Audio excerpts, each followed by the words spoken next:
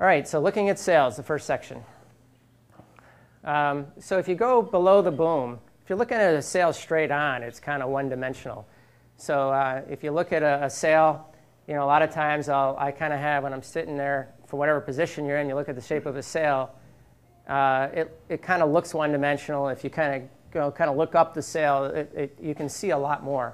So I think it's important, you know, when you're doing your pre-race tuning, or just doing a tuning section, or even sometimes during a race, every once in a while, if I feel a little slow or something, I'll do a quick look up the main.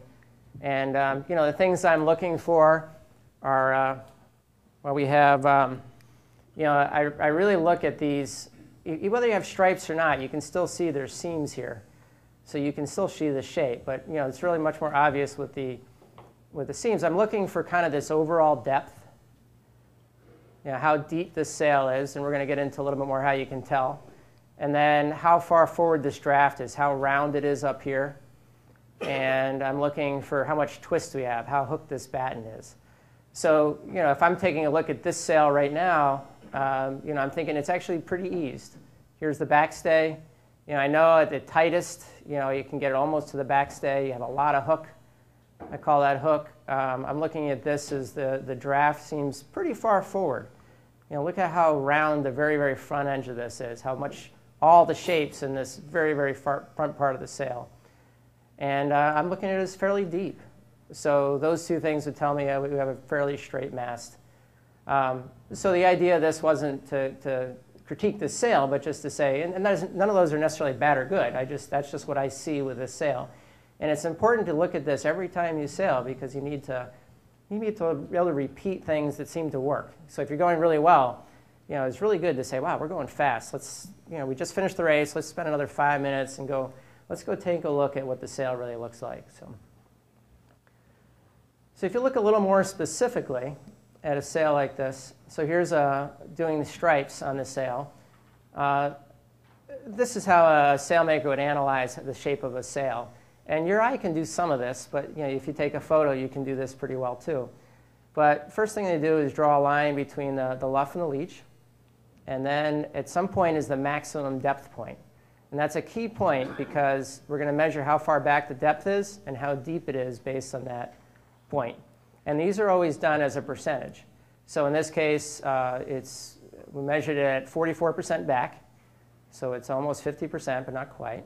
And then it's 14% depth. So that's this over this is 14%. So anyway, that's just kind of, once again, we're not talking about what the numbers mean, but just so you understand. The other thing that you kind of look at is the relative twist.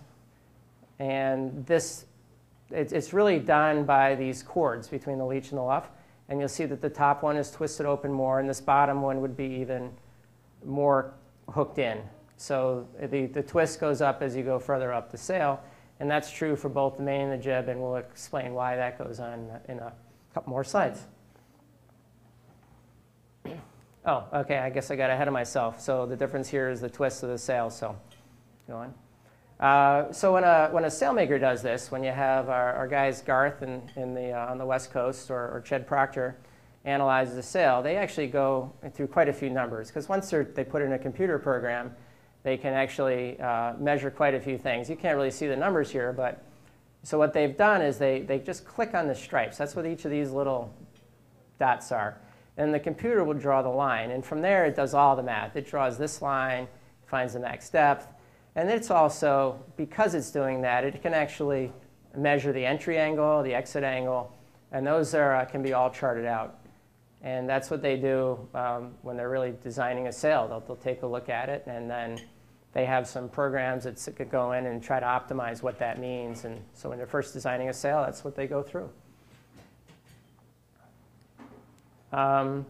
This is an example of just a really open sail. So you see how open this leech is. I can't imagine ever sailing with that, but it just kind of points out, you know, the most trim could be up to this backstay.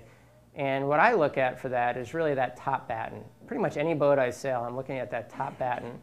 And on a practical standpoint, I'm also looking at this telltale that's off the top batten. And if it's a high leeway situation, lots of waves, looking for power off a starting line, I'll typically have that flowing like 90% of the time and stalling to leeward maybe 10. If it's flatter water, once we're up to speed, just trying to point, I'll have it stalled 90% of the time, maybe flowing only 10.